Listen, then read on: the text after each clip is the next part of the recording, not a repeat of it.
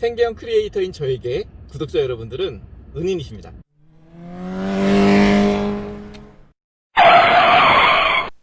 올드모드.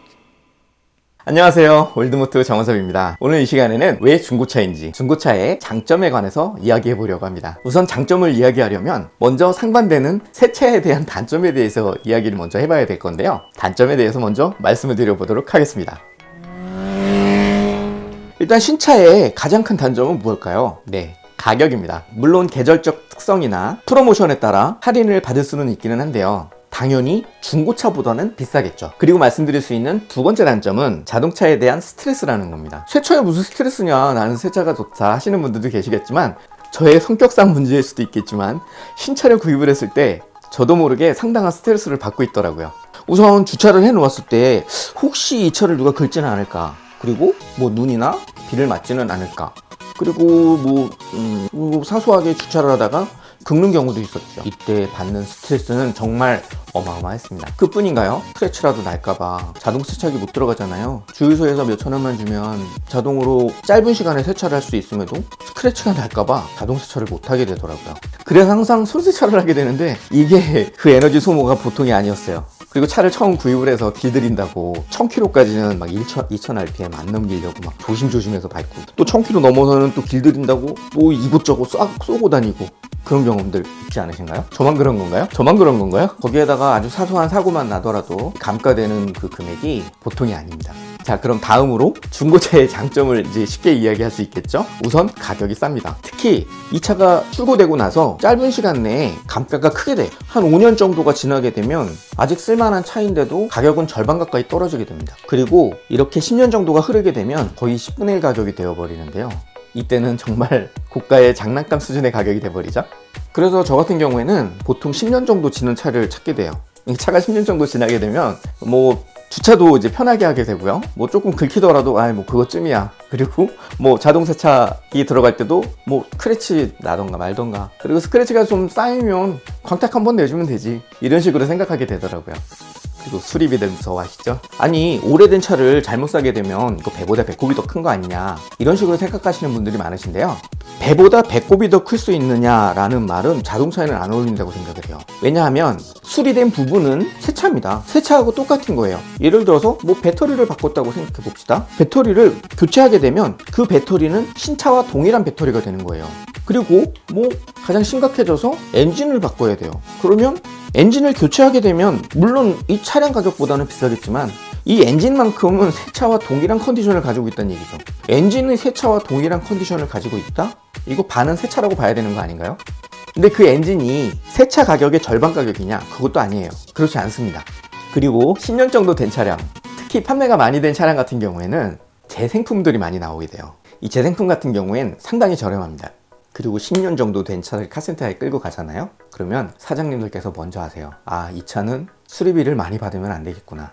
카센터 사장님들은 이 차들을 보시면 이 차가 대략 얼마 정도 가는지 알아요.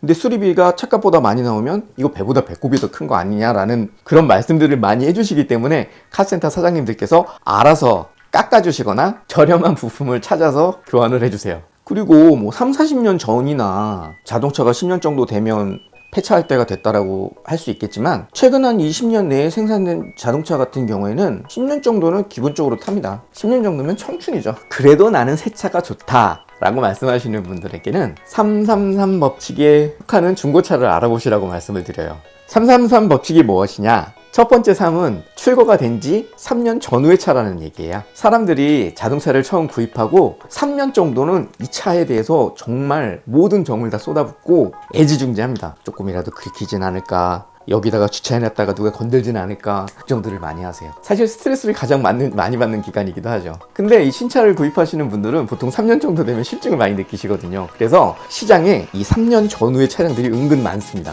이게 3년이 지나면 보통 서비스 기간이 지났다라고 생각을 하기 때문에 이 신차 구입하시는 분들이 서비스에 대해서 굉장히 예민하게 생각을 하시거든요. 서비스 기간이 지난 차량을 자동차를 만든 회사의 정비 공장으로 가지고 들어가게 되면 수리비가 엄청 많이 나오는 경우들이 많아요. 일반 카센터에서 관리를 받게 되면 뭐 공장과 거의 동일한 그런 퀄리티의 수리 기술로 훨씬 저렴한 가격에 수리를 받으실 수가 있어요.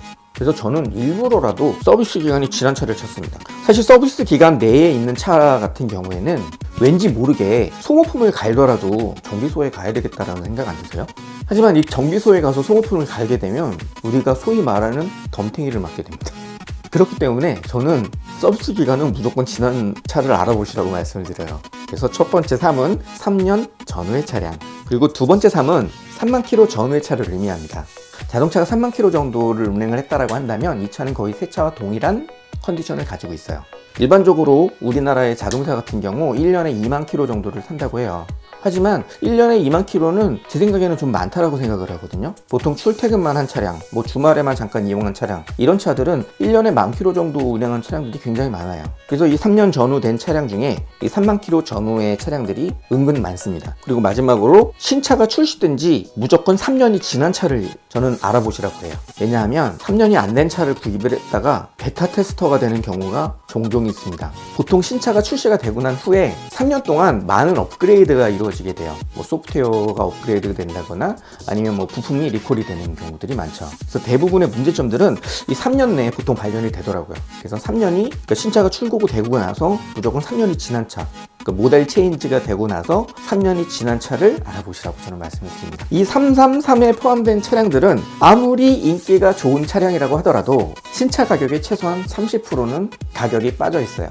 하지만 처음에 말씀드렸다시피 이 차는 신차를 구입을 해서 애지중지했었던 차이고 또 컨디션도 신차와 동일한 수준의 컨디션을 가지고 있기 때문에 오히려 신차를 구입하시는 것보다 스트레스를 덜 받는 건 물론이고요, 가격도 저렴할 뿐더러 유지비도 더 저렴할 수 있습니다. 어떻게 유지비가 더 저렴할 수 있냐라고 말씀을 하시는 분들이 계실 텐데요. 보세요. 똑같이 소모품을 갈았다고 생각을 해보자고요. 3년 이내의 차들은 아까도 말씀드렸다시피 서비스 센터를 방문하게 되잖아요. 똑같은 엔진 오일을 갈더라도 이 서비스 센터에서 가는 것과 일반 동네 카센터에서 가는 것과 가격 차이가 어마어마합니다. 하지만 퀄리티는 오히려 카센터에서 더 좋은 걸 써요. 그리고 3년이 지난 차이기 때문에 내가 마음만 먹는다면 주소에 있는 자동 세차기에도 들어갈 수 있겠죠. 그러면 일단 정비 비용과 세차 비용이 절약되게 되죠.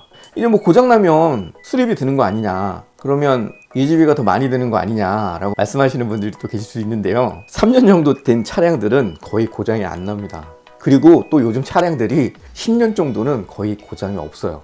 그리고 또 장고장이 발생될 만한, 그리고 문제점이 될 만한 부분들은 이미 다 리콜을 받아 놓은 차량이기 때문에 뭐 내가 시간을 내서 리콜을 받으러 갈 필요가 없이 그냥 나는 차를 몰기만 하면 된다는 거죠. 제가 신차를 타고 한번 그런 적이 있었어요. 주차를 해놓고 내가 이 자리 내가 주차를 잘한 건가? 막 이런 고민을 하고 있었는데 저희 사촌형이 옆에서 이런 말을 해주더라고요. 자동차는 네가 편하라고 타는 거지 스트레스 받으려고 타는 게 아니다. 예, 맞아요. 제가 제 돈 주고 왜 스트레스를 받으면서 차를 끌고 다닐 이유는 없잖아요.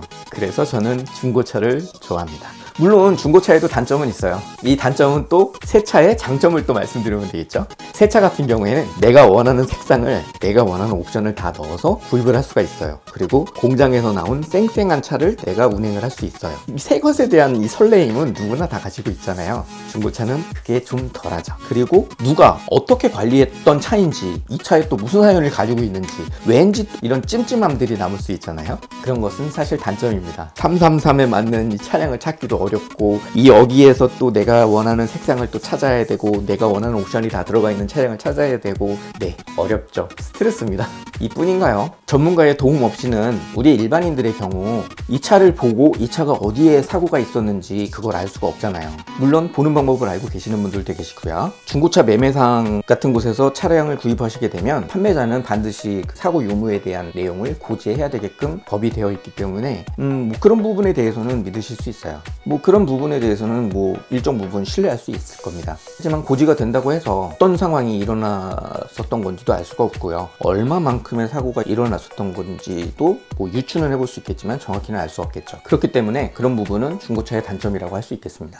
제가 이 채널을 운영을 하면서 차를 어떻게 봐야 하는지 이런 부분에 대해서도 좀 알려드릴 거예요. 저 같은 경우 10년 정도 된 차량들을 선호한다고 말씀을 드렸잖아요. 이 10년 동안을 운행을 했던 차이지만 이 차의 상태를 보면 이 차가 정말 관리가 잘 되었던 차인지 그냥 막 굴러다니던 차인지 이 부분을 캐치할 수 있거든요. 그리고 이 10년 동안 아주 잘 관리된 차량 같은 경우에는 웬만한 소모품들이 다 갈아져 있는 경우들이 있어요. 이런 식으로 차를 관리하다가 차를 파는 사람이 어디 있겠느냐라고 말씀을 하시는데 은근 많습니다. 소위 질린다고 하죠. 흥미를 잃게 되는 거예요. 그리고 뭐 갑자기 뭐 보너스를 받아가지고 차를 바꾸는 경우도 있고요. 또 적금이 돼가지고 차를 바꾸는 경우도 있고요. 또 뭐 경사스러운 일이 있어서 뭐 차를 바꾸는 경우도 있고, 관리를 잘 해왔음에도 불구하고 시장에 내놓는 그런 경우들이 상당히 많습니다. 두서없이 오늘 말씀을 많이 드렸는데요. 아무튼 저는 중고차를 선호하고, 이 채널은 중고차를 다루는 채널이기 때문에 중고차에 대한 장점을 좀 어필해 드리고자 이 영상을 만들어 봤습니다. 앞으로 차량들을 리뷰하면서 이 차량들을 보는 방법과